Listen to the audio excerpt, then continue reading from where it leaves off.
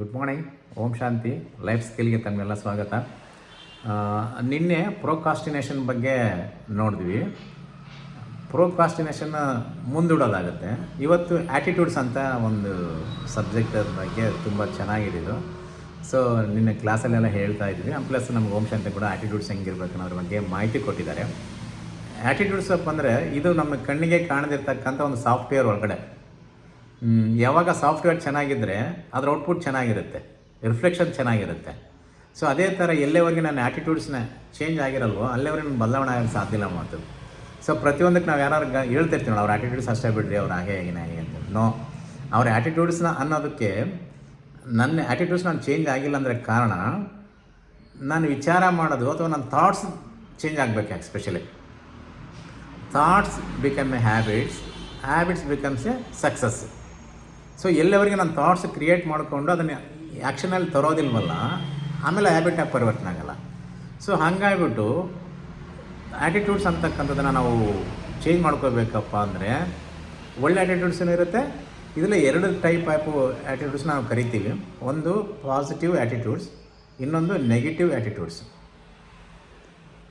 Positive attitudes ಅಂದರೆ ಮನುಷ್ಯ ಏನೇ ಪ್ರಾಬ್ಲಮ್ಸ್ ಬಂದರೂ ಅದಕ್ಕೊಂದು ಸೊಲ್ಯೂಷನ್ ಹುಡುಕ್ಕೊಳ್ತಾನೆ.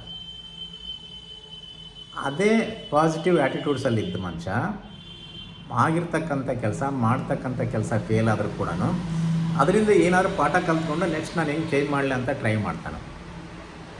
ಅದೇ ಪಾಸಿಟಿವ್ ಆ್ಯಟಿಟ್ಯೂಡ್ಸಲ್ಲಿದ್ದಾಗ, ಕಷ್ಟದಲ್ಲಿದ್ದಾಗ ಏನಾದರೂ ಬಂದರೆ ಇದಕ್ಕೆ ಸೊಲ್ಯೂಷನ್ಸ್ ಏನಂತ ಹುಡುಕ್ಕೊಳ್ತೀವಿ ಮತ್ತು ನಾವು ಗ್ರೂಪ್ಗಳ ಮಧ್ಯೆ ಇದ್ದಾಗ ಈ ಗ್ರೂಪ್ದಲ್ಲಿ ನಾನು ಏನು ಕಲಿಬೋದು ಅಂತ ಹುಡುಕ್ಕೊಳ್ತೀವಿ ಮಾತು. ಸೊ ಇದು ಪಾಸಿಟಿವ್ ಆ್ಯಟಿಟ್ಯೂಡ್ಸ್ ಮೈಂಡ್ಸೆಟ್ ಇದ್ದರೆ. ಅಕಸ್ಮಾತ್ ನೆಗೆಟಿವ್ ಮೈಂಡ್ಸೆಟ್ ಇದ್ದರೆ, ನೆಗೆಟಿವ್ ಆ್ಯಟಿಟ್ಯೂಡ್ಸ್ ಇದ್ದರೆ, ನೆಗೆಟಿವ್ ಆ್ಯಟಿಟ್ಯೂಡ್ಸ್ ಇದ್ದರೆ ಏನಾಗುತ್ತೆ, ಪ್ರತಿಯೊಂದು ಪ್ರಾಬ್ಲಮ್ಸಲ್ಲಿ ಇರಿಟೇಷನ್ ಆಗ್ತಾ ಹೋಗ್ತಾನೆ ಮನುಷ್ಯ. ಅದ್ರಾಗ ಸೊಲ್ಯೂಷನ್ ಹುಡ್ಕೊಳಕ್ಕೆ ಟ್ರೈ ಮಾಡಲ್ಲ, ಅದರಿಂದ ಹೊರಗಡೆ ಬರೋದಕ್ಕೆ ಟ್ರೈ ಮಾಡ್ಕೊಳ್ಳಲ್ಲ. ಅದು ಇನ್ನೊಂದು ಸ್ವಲ್ಪ ಥಾಟ್ ಕ್ರಿಯೇಟ್ ಮಾಡಿಕೊಂಡು ಅದರಿಂದ ರನ್ ಅವೇ ಅಥವಾ ಬ್ಯಾಕ್ ಬೋನ್ ಅದಕ್ಕೆ ಬೆನ್ನು ತೋರಿಸ್ಕೊಂಡು ಮುಂದಕ್ಕೆ ಹೋಗೋಕೆ ಶುರು ಮಾಡ್ತೇವೆ ಮತ್ತು ನಾವೆಲ್ಲ. ಸೊ ಹಾಗಾಗಿಬಿಟ್ಟು ನೆಗೆಟಿವ್ ಜಾಸ್ತಿ ಇಂಪ್ಯಾಕ್ಟ್ ಆಗೋದ್ರಿಂದ ಬೇಗ ಇರಿಟೇಷನ್ ಅನಿಸುತ್ತೆ, ಕೋಪ ಬರುತ್ತೆ. ಆಮೇಲೆ ಪ್ರತಿಯೊಂದು ಸಿಚುವೇಶನ್ಸು ದೊಡ್ಡ ದೊಡ್ಡ ಪ್ರಾಬ್ಲಮ್ಸಾಗಿ ಕಾಣ್ತಾ ಇರ್ತಾವೆ ಮತ್ತು ನೆಗೆಟಿವ್ ಆ್ಯಟಿಟ್ಯೂಡ್ಸ್ ಇದ್ದರೆ. ಈ ಆ್ಯಟಿಟ್ಯೂಡ್ಸ್ ಅಂತಕ್ಕಂಥದ್ದು ಇದು ನಾನು ಹುಟ್ಟಿದಾಗಿಂದ ಬಂದಿದ್ದಲ್ಲ. ಕೆಲವೊಂದು ಸಲ ಪರಿಸರದಿಂದ ಬರುತ್ತೆ, ಕೆಲವೊಂದು ಸಲ ವಾತಾವರಣ, ಪರಿಸರ ವಾತಾವರಣ ಅಂದರೆ ನನ್ನ ಸರ್ಕಮ್ಸ್ಟೆನ್ಸಸ್ಸಲ್ಲಿ ಹಿಂಗಿದ್ದೀನಿ. ಆಮೇಲೆ ಪ್ರತಿದಿನಾಲೂ ನಾನು ಯಾರ ಜೊತೆ ಮಿಂಗಲ್ ಆಗ್ತಾಯಿದ್ದೀವಿ. ಆಮೇಲೆ ಪ್ರತಿದಿನಾಲೂ ನನ್ನ ಅಫರ್ಮೇಷನ್ಸು ಅಥವಾ ನನ್ನದು ಸತ್ಸಂಗ ಇವೆಲ್ಲ ಹೆಂಗಿದ್ದಾವೆ, ಇದು ಭಾಳಷ್ಟು ಪರಿಣಾಮ ಬೀರುತ್ತೆ ನನ್ನ ಆ್ಯಟಿಟ್ಯೂಡ್ಸ್ ಮೇಲೆ.